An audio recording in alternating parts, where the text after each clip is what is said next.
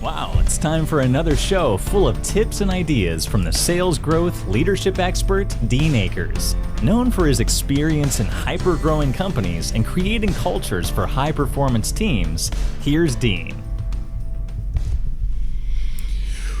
Well, welcome to your Sales and Leadership Ninja Show.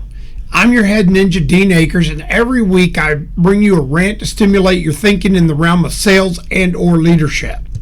Today's show, are you a victim of you?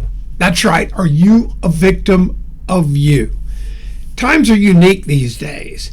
It seems like everyone has reasons why things happen to us. It seems like it's everyone's issue as to why we're in various positions we're in.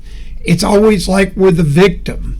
And so that's why when I meet people, I find in so many cases that they are in fact really victims of themselves. We all know situations where outside of our control things are influences. Now that I'm older, I've really taken on as my personal mission to help people to break out of the victim of themselves syndrome. I found that when I sit with them and we start sharing about everything that's in their control, that they share, they can do something out there that can help them with this disconnect. So when we take time to look in the mirror, we're so many times the victim of ourselves. So I know you're probably thinking, what me? A victim of myself? Well, I can give you some classic examples and I'll share some today with you. One of my favorite and funny examples, and it's appropriate since this show's in January, is really about weight loss.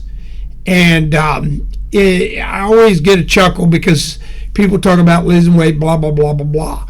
When you're overweight, and there's that outlying rare physical disorder, but 99% of the whole people that are overweight, whose fault is that? You know, you hear, well, I'm big boned. My parents were overweight, blah, blah, blah, blah, blah. So being overweight is whose fault? I'm asking you, being overweight, whose fault is that? Well, guess what? 99% of the time, it's your fault. And it's a choice. And it's your choice. So being overweight is your choice. No one is forcing you to overeat. No one is forcing you not to exercise. No one is forcing you not to measure yourself and track your position in your weight situation. Really? I know this may seem like an extreme example, but it's an example that's not related to race, gender, or any other thing than you. So many times today I'm hearing about race, gender, victimized, blah, blah, blah, blah, blah. If you have weight issues today, you're really probably a victim of you. You're probably a victim of you. Not your race, not your gender, not the guy down the street, not anything other than you're a victim of you. So that's one example. But I'm going to share a couple other examples today. Another favorite one I have is getting a job. People I meet and they go, man, people, they're just not hiring now. And I'm really crazy about today because I hear on the news all the time about the people can't find jobs. The times are tough right now. And then the flip side, I'm meeting with CEOs and business owners, and they can't find people. So I've helped so many people in my career get jobs, and not by referral, not by resume building, but having them show up and asking to meet the people they're hiring. I'm going to give you a couple stories today that are pretty dramatic. One was I was CEO of a company during the last recession. When I went in, because I go in as an interim, I'm a CEO generally. I've never had, obviously I don't have a career for a lifetime, and I've had a lot of different careers, so these stories are really evidence of all these different things I've experienced. So I get a shot, I'm CEO of this company. We have about 300 employees. It's during the recession, and we're hit hard. So there's a lot of self-talk, and we dealt with that. That's a whole nother show. But we had a hiring freeze. So if somebody walked in or somebody submitted a resume on the internet and said, I'm looking for a job, here's my resume, or they walked in and said, are y'all hiring? 100% of the time, the receptionist would say, we have a hiring freeze. We're not hiring. Or we're not hiring with a resume, blah, blah, blah. Now, here's the funny thing. In a hiring freeze, in a recession, 300 approximate employees as a company. Then the 18 months after I got there, we hired almost 100 people. You heard it. Almost 33% of our workforce were hired. They were hired for various reasons. People left the company because of retirement. People left the company because they changed. We had different requirements for different things. All kinds of various reasons. We maybe terminated somebody because they weren't working out. But the bottom line is we had a hiring freeze, and in the next year or so, we hired over 33% of the workforce. But if you were to be asking, we would be telling you we have a hiring freeze. We are having a hiring freeze. So you're probably asking now, wait a minute, Dean, if you hired all those people, how'd you find them? Well, we found people through referrals. We found people as friends of friends. So we would be meeting somebody. We go, do you know anybody that I ought to look at to hire for sales? And they would go, what about this guy's son? He's awesome. We meet them, hire them. The bottom line is the victims out there were saying there's nobody hiring. Our company had a policy of a hiring freeze, but we were hiring. You think that's going on anywhere else? You think we were unique as one company? The answer's no, not a chance. Then I had another guy that was helping, and he was a guy that works out at Special Ops, and he couldn't get a job. He was sending his resume out everywhere, blah, blah, blah, blah, blah, doing all the, quote, things you're supposed to do. And there's nobody hiring, is what he told me. So I had breakfast with him, and I said, where do you want to work? He told me the company you want to work for. So I said, do you have business cards? This is another story, another show, but I'm going to hit everybody up. If you don't have business cards, personal business cards today, you are missing an opportunity. Every person, your kids, when they get out of high school or college, you should get them personal business cards. Get them their own domain. Get them their phone. They all have a phone number anyway. Any rate, so I got him his personal business cards and stuff, and I said, you're going to go to this company and ask to meet the CEO. When you ask to meet the CEO, you're also going to meet the receptionist. You're going to tell them, this is the company I'm working for. I just want to introduce myself. And the whole thing is they always think you're kind of crazy.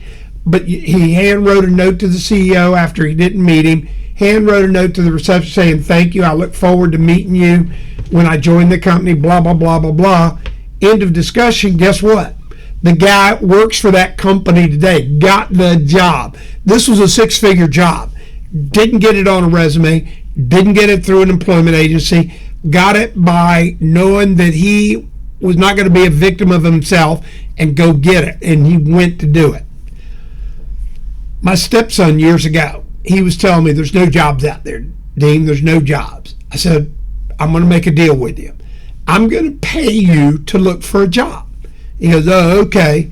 So I said, you're going to start right in our little neighborhood. You're going to go to every company. You're going to walk in and shake their hands and say, hi, my name is blah, blah, blah. I want to work here. And they're all going to tell you they don't need not hiring or whatever. You haven't sent a resume out. You're always looking on these job site things and everything else. But how many people have you gone and asked specifically or shared with them that's where you want to work? The answer was none. So he left to prove me wrong. He came back 4 hours later, and you guessed it, he had a job. He got a job right in our neighborhood, right near where we live, because he went out, was intentional, and didn't have the excuse of not getting a job. Now, I have one more story, and this is one of my favorite ones. This is a friend of mine. She had kids, and her husband had passed several years earlier. She had 2 kids.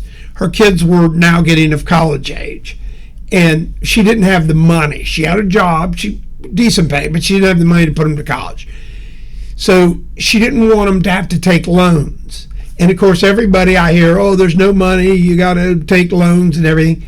What she did, which was epic, not being a victim of herself, she applied for every scholarship she could find. Didn't matter whether it was a scholarship for people picking their nose or a scholarship for people that flew to the moon. She applied for every scholarship. Now, interestingly enough, scholarships go unused every year. There's scholarship money that people can't even give away, but there's other people saying, there's no money out there to go to college, I got to borrow, or I can't go to college. Same way with jobs. Nobody's hiring. Over here, nobody's hiring. Over here, I can't find anybody. I'm looking for people. All victims of you. So, in this case, she paid for both her children's college 100%, no borrowed money, through scholarships, because she took the time to apply for all the scholarships she could till she got enough money. By the way, they got enough money to not only attend and pay their tuition, but the room and boards and everything else. So in all these cases, you see that people become victims of you in play. When you eliminate the victim of you, life changes. Life changes. I heard a race one today where black farmers were not given an opportunity to be successful farmers. I'm actually reaching out to the association I heard on the TV today because I don't know that people, and I may be wrong, but I don't know that race is a bigger play than it is just failure of small business, which doesn't seem to be race related. When I'm working with small companies, it doesn't seem to be race is their challenge. It seems to be their challenge of understanding their opportunities. So I'm actually reaching out to help them, to make sure I can help them, just to find out if they're victims of you. My bet is they are. So why today's rant? It's because I'm over everyone being a victim. If you're struggling and listening to this show today, I want you to reach out to me. I want to hear your challenges. I want to help you personally. I want to make sure your success happens and you're not just another victim of you. So I want to thank everybody for tuning in this week. It's so special for me to be able to bring this to you every week, and I hope it helps you. If it does, share it with your friends. And remember, my book, Self-Talk, Think Like a Child, is available on Amazon, all the various book stores online. You can order it. And then if you ever have a question or you're suffering from being a victim of you, reach out to me at help@deanakers.com and I will help you. So I want you to go out this week, and I want you, if there's people around you and or if this is you listening, I want you to eliminate the victim of you in your life. Have a great week. We hope you enjoyed this week's show. Subscribe today to our podcast and send questions or thoughts to help@deanakers.com. Also, visit us at www.deanakers.com to listen to prior shows and view helpful videos. Also, great tips to download. Thanks again. See you next week.